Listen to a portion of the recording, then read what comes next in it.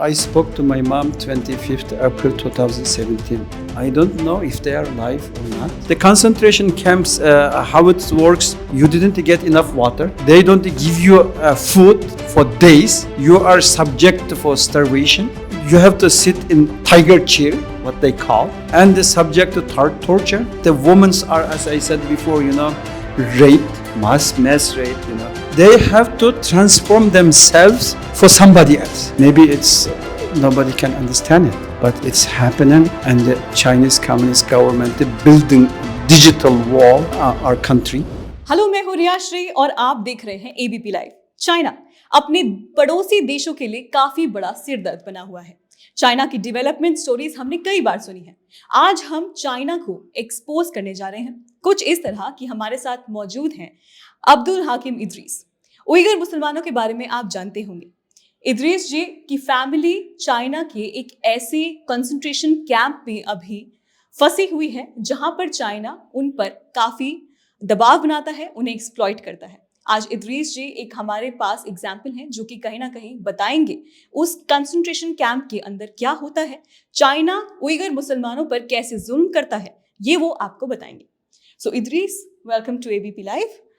First question to you is that where are these concentration camps exactly, and when was the last time that you were in contact with your family? Thank you for giving us this chance. What Chinese Communist government is afraid is information. Media. So I'm very thankful to be able to speak to you. The concentration camps are around the East Turkestan. What Chinese called as a colonial name Xinjiang, which means new territory, new border. We as Uyghurs called it East Turkestan. And this area is almost 1.8 million square feet.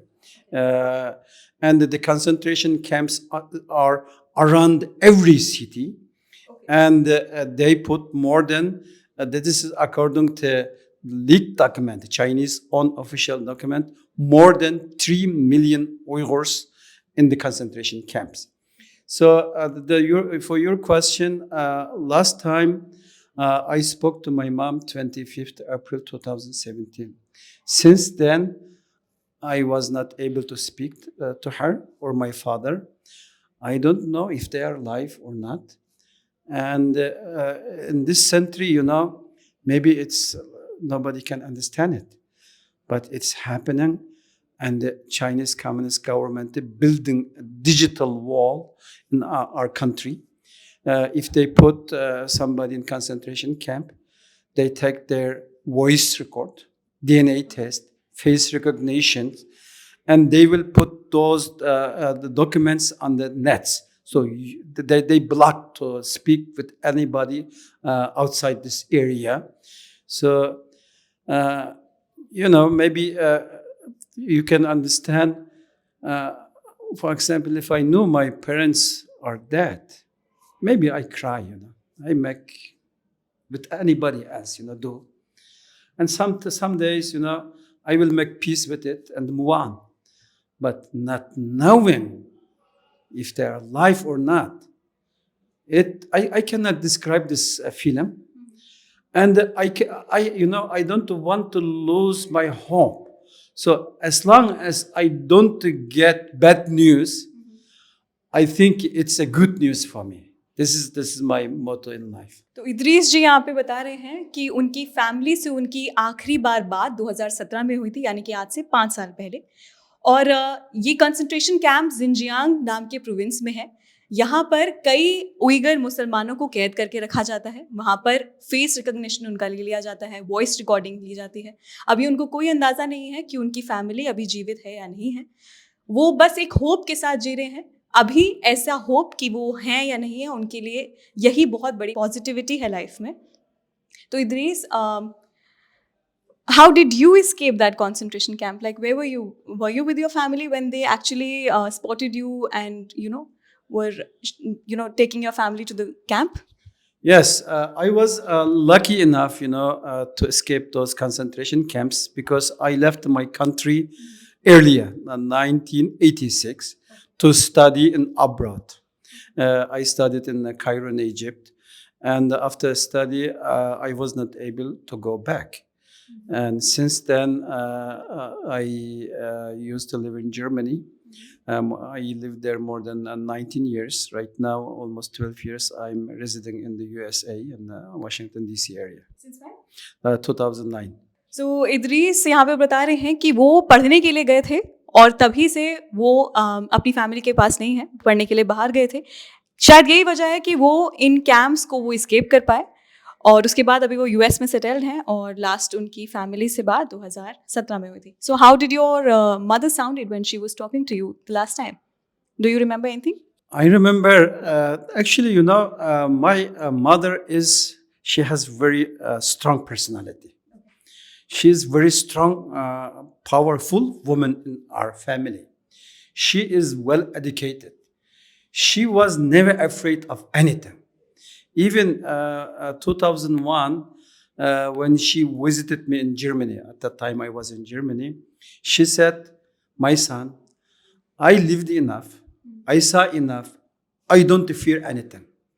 But on 25th April 2017, last time I talked to her, her voice was very full of fear, scared. I never, get her like that. You know what was happened? Because Chinese Communist government took my sisters, my brothers, their kids from the home, and they put in our home a Han Chinese Communist cadre. So my mother served them. That turned, our home actually worse than prison. If you're prison, you're prison, But it's no matter if you have big home or small home. Your home is, your place where you escape. You have your privacy. But have somebody different culture, because we Uyghurs are Muslims. We have, what we call akhlaq, moral, high tradition, very respect of the way of life. And we are very clean people. And to have, somebody that they have no religion, no morality, no respect for other people or other ethnicity or other nationality, to have in your home 24 hours, that scared my mom and very bad. Then you know what she said to me? Don't call me again. Was she talking to you when she was at your place or she was in the concentration camp? Where was she exactly? At that time, she was still at home. The last time I was able to communicate with her. With my father, 10 days before I spoke to him, I spoke with my father, how is going, how is business, how is life, how is health, those issues. But with my mother, I was talking every day. I live in the US. When I go to work in the morning, it's at the evening time there. And she was expecting my call every day. We talk. And so, and her voice, her voice gave me something.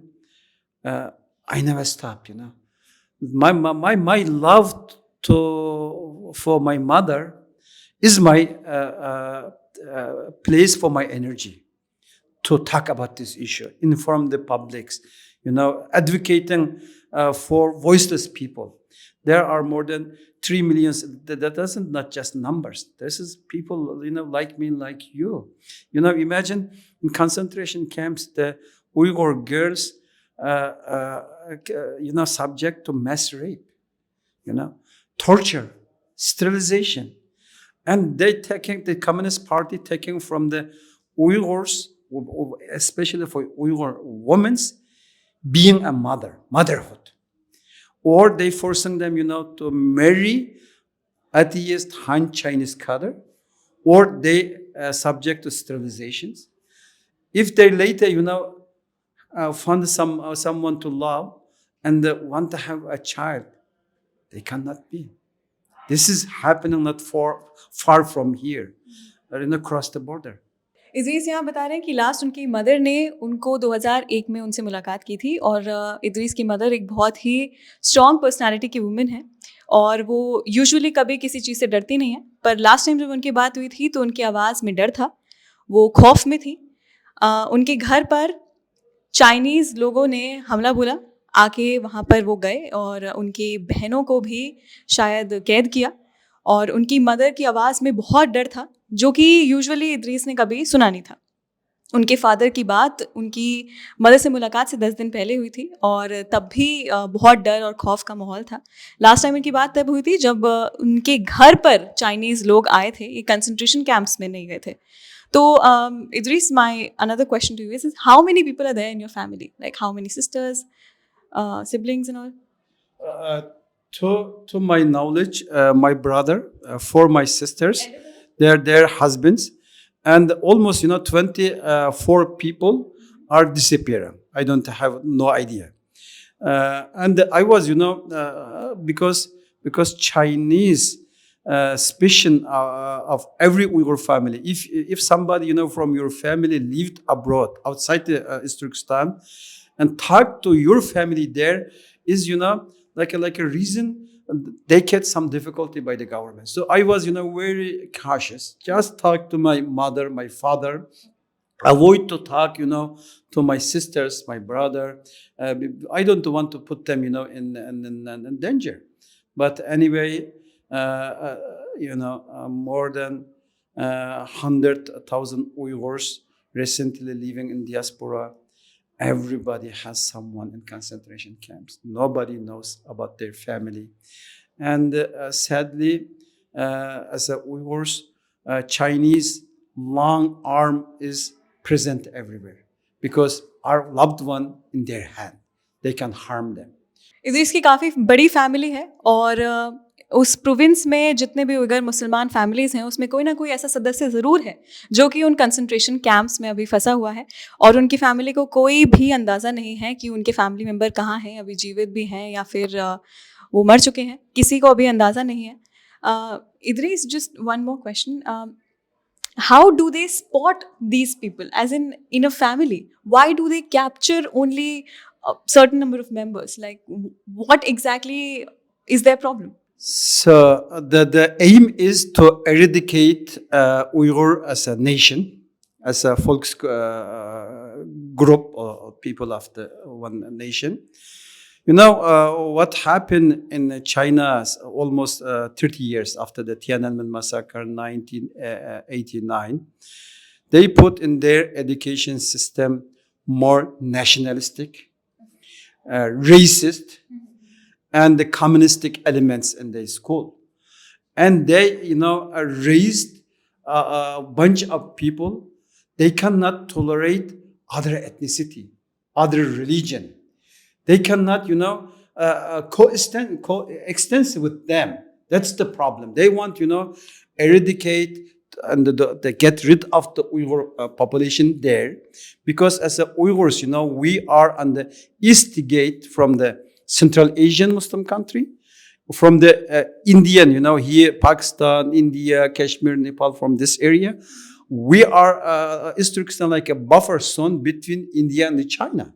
And the Chinese aim is to eliminate those population and settle there more than 200 million Han Chinese bringing from the inner China there. This is their aim. So to eliminate those people, what they did, if you have somebody in abroad, you are danger for the states. They put them in the concentration camps. If you have long clothes as a woman, it's a sign for radicalizations. You have to like a Chinese clothes, And then if as Muslim, if you have a beard, you are radical. If you say Salam Alaikum, it's a sign of radicalizations. You cannot, name Muhammad, Abdullah, Abdurrahman, what's called, it's forbidden. They burnt Qurans, destroyed mosques, demolished the cemetery. Get rid of the beautiful culture, because Uyghurs are I think related like in Indian culture. We have similar food, similar traditions, similar banner, moral. Very happy people, and we are on the Silk Road. Before we were like a centrum. Many religions come and gone, and many nationalities. Very tolerant and guest friendly people. So get rid of those people, bringing more Han Chinese people this area. This is Chinese aim. So there are geostrategic, political, economical reason, and China, using East Turkestan like a hub for their colonization other countries, Central Asia, other Islamic country. Even as you know, there are very present in Sri Lanka, Bangladesh, Myanmar. The Rohingya is as a Uyghurs victim of Chinese colonizations. So that's the situation that's going on right now. So, when you last had a conversation with your mother, when you had last conversed with her, did she tell you exactly what happened in those concentration camps? How was she exploited, and how was your family being treated there? When I was talking to her last time, she was very scared. She didn't tell me, in details. But as you have in my book, Menace China's Colonization of Islamic World and the Uyghur Genocide, I was able to interview former camp victims. They escaped or get out from those camps because they were foreign citizens from Kazakhstan, Uzbekistan, from Turkey. I was able to talk to them, The concentration camps, how it works, you didn't get enough water. They don't give you food for days. You are subject for starvation. And you are, you have to sit in tiger chair, what they call, and answer their questions day and the nights, and the subject to torture. And the women are, as I said before, raped, mass raped, and then they have to transform themselves for somebody else. What means it? If you killed, you're dead. It's done. But transforming yourself for somebody else, meaning you have to denounce your religion, your nationality, your language, your ethnicity. Until today or at the time, what you did was wrong. Then you have to speak your loyalty for the Communist Party. You have to accept the party leader Xi Jinping like a god, thanking him, in day and the night to leading this country, giving you air to breathe, food to eat. This transformation is worse than death. That's what we are facing today. Okay, before your family went into the concentration camp, when you were back at your home only, were you exploited back then also when you were growing up, when you were studying and all? Like, without the concentration camp, was there any racial discrimination or anything else that happened to you and your family?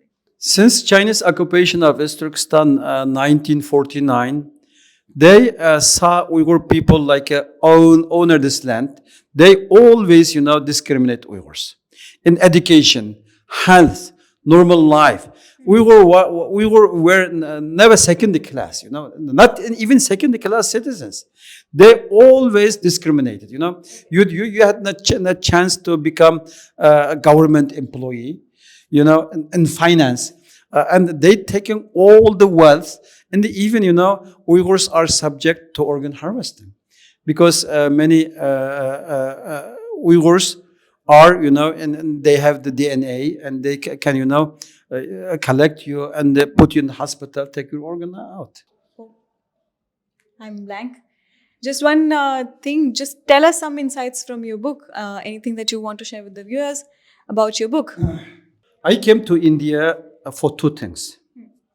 One is to talk about Uyghur atrocity, Uyghur genocide, inform the public of India what's going on across the border, and eventually seek their moral support.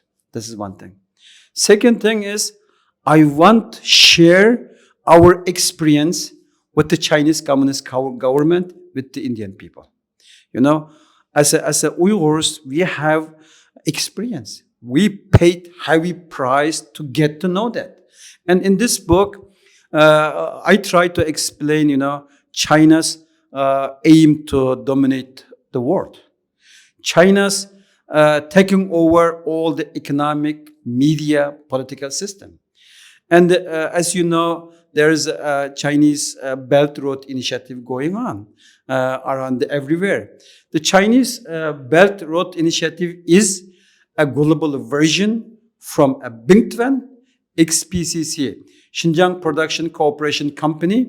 This company is maybe in India like a East Indian company, what the British did to exploit this country, India. They using the XPCC, Bingtuan company, to exploit our country. And they, from that project, they developed Belt Road Initiative to exploit other countries. So in books, I describe the details with the sources. I'm not talking like it's my idea. There is a 33 pages with the source in the end of the books. Anybody can do own research and study. And then I described in this book, try to, why China doing this, answer these questions in details.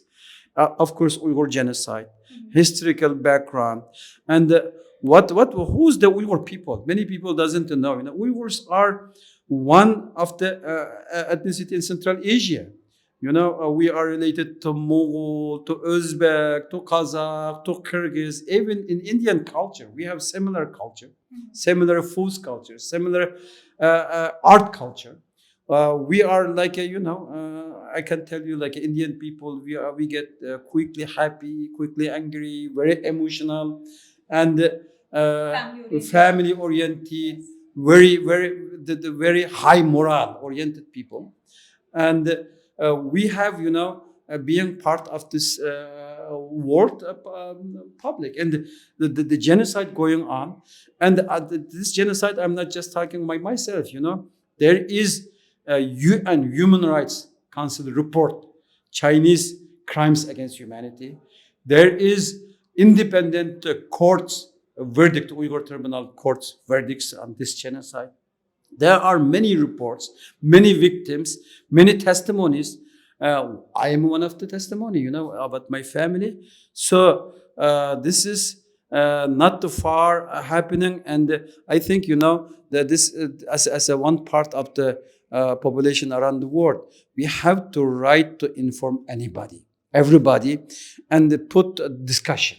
That they should have a discussion about this atrocity, take a lesson from us. So again, asking help, but same time sharing our experience with the Indian public.